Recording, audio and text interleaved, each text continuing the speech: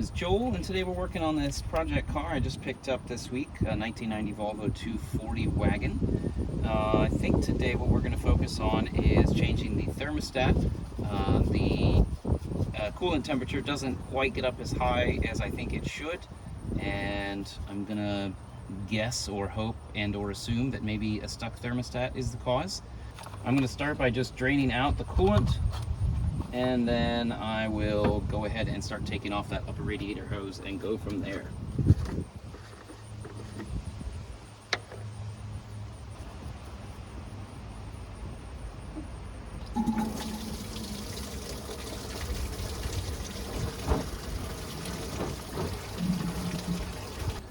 I'm curious, now that we've drained it, how much coolant will actually come out of this tube. Don't worry, these are actually shop pots and pans. These are not from our kitchen.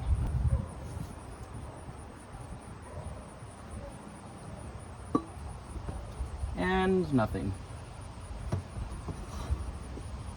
Cool. Even better. Always nice to be prepared. All right, isn't that just the best when like no coolant comes out? There you go. I don't know if you can see that, but I don't see any obvious issues. One of these pins looks bent. So who knows? Well, I will tell you, this thermostat that we bought is, as far as I know, exactly what they should look like on a red block, because I've changed one before, and this is the one that was on there. So, go figure. Oh, okay, I just figured it out. That's the remainder of the thermostat. It's actually inside the housing. Yay! So we gotta get that out. All right, so the good news is I was able to get this pried out of here. The bad news is I failed to check my new thermostat in the box. It does not have a new gasket with it, so I need to get a new gasket before I can put all this back together, so I'm gonna see if I can find one locally. And we are back, and I got myself a gasket for our thermostat. Now, I may not have stated this obviously yet on the video, but I am speculating that the reason our thermostat wasn't working originally probably had something to do with the fact that it was in two pieces. So that should take care of this issue when all is said and done. Pretty straightforward, okay? Thermostat goes in here, gasket goes on top. My understanding is you do not need to use any sort of sealant. I'm sure there are people who do insist on using sealant.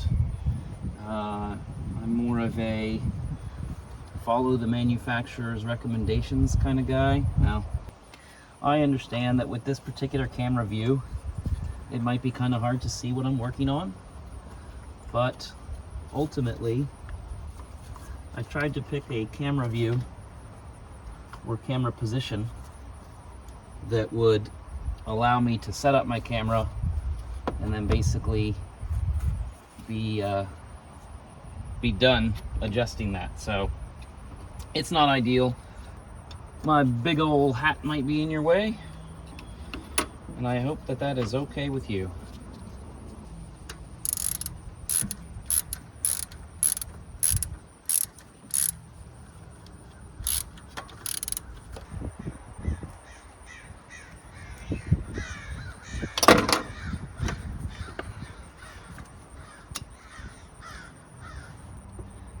And all that's left is to fill the car up with coolant, and then we will run it and burp it. Okay, so I just wanted to talk about the next maintenance item that we did on this project car before selling it. We went ahead and did some work on the PCV system. I've gone ahead and installed a new flame trap, and I have also sort of reworked the PCV system a bit. So just kind of want to show you what was on this car before. So this is the factory tube. This is the end that goes into the side of the intake over here, and it basically comes up and then like underneath the intake. This is the older style, and it connects to the flame trap, and it puts it into this little thing. This little thing is not supposed to be curved. It's supposed to be straight. It's basically one small diameter on one end that goes on top of the breather box, and then it's got this fat end that goes onto the flame trap. So for this one, the flame trap, the perforated side, points down into this. Well, this one has a bunch of cracks in it, and it's probably contributing to some of the oil leaks and things like that. So what I did was I bought a new tube, and this tube actually is an aftermarket one that uses the later design. The problem that I have with this is that I have got the old actual oil separator box design, which if the box is like this, the little port goes off to the left, whereas the newer design goes straight up. And so as a result, this little S tube, which you can't really see very well, this is the standard S tube that actually comes out of the top of that box. It will not reach this hose. So what I did was I went to my local auto parts store, and you can't really see it, but I bought a length of hose that is longer, that comes out of that port, and then I put the flame trap here and made sure I got the vacuum line connected back to the intake manifold where it needs to be and everything. So it's not strictly an OEM fit.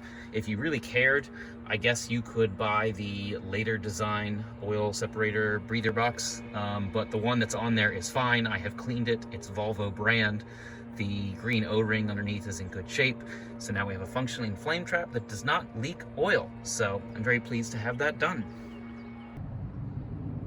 We are getting all wrapped up with this project, so I went ahead and washed this 240, and I also put on some semi-ugly Virgo wheels. These are 15s, and I got some tires put on those. I think they look a lot better than the actual wheel covers that were on there. And we also went ahead and kind of cleaned out the inside. I still have the spare tan seats, but I wanted to get the interior to be more or less complete the way it should be. Got the seats back up, got the headrest installed, and then cleaned up our back seat a little, which you didn't see earlier. It's not in terrible shape. And show you the front. So definitely took my time trying to get this wiped down a bit. I cleaned on the dash. I went ahead and vacuumed it out a little bit. I still don't have a center console. I looked for one. I found a couple of options. Ultimately, I decided to kind of price the car accordingly and let the next person just take care of it. I just kind of wanted this to be a quick flip, but it's definitely more comfortable now. It doesn't smell as musty as it did when I got the car. I did my personal trick, which is I parked it for a few days with bowls of charcoal briquettes and dryer sheets, and kind of let the windows be cracked and kind of bake out any mustiness and smell, and it smells so much better now. I don't know if I even showed you this before, but this car has a rockin' headliner.